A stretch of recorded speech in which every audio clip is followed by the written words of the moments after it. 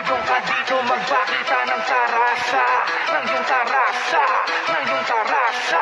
Ngayon ka dito magpakita ng tarasa. Ito na ang tarasa na pangmasa, mga pambirada, pang-asar at pambalasa. Sa mata lang ka manunulat na ayukang o mga tapinipilit magkabisa palibasa. Walang tira, may hina, di ba ina? Manisakit pag ako na mangulata. Bata ka pa para makipagtagisan ng dila. Sige, subukan mo na magpatasa at magpahasa para tumali, madiin-diin. Di na kailangan pangalanda ka na ikaw mas malupit, nagmamabilis. Pero di naman maintindihan mga bara papilit para masabi na ikaw ay yung magupit.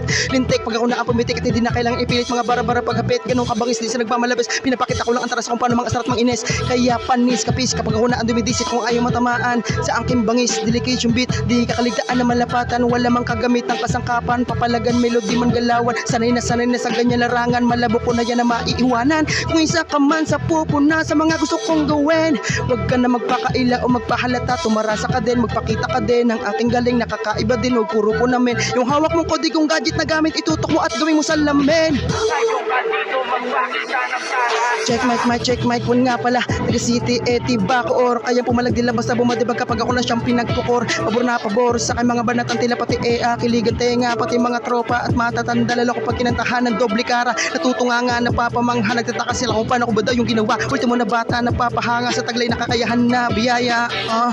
Kaya kung meron ka ding gantong talento, tuloy-tuloy mo lang hanggang sa iyong mata mo. Ngayon ka dito magpakita ng Tarasa, ng iyong tarasa. tarasa. Ngayon ka dito magpakita ng tarasa. Ngayon ka dito magpakita ng tarasa. Oh, ngayon ka dito magpakita ng tarasa. Thank you, Idol Smug.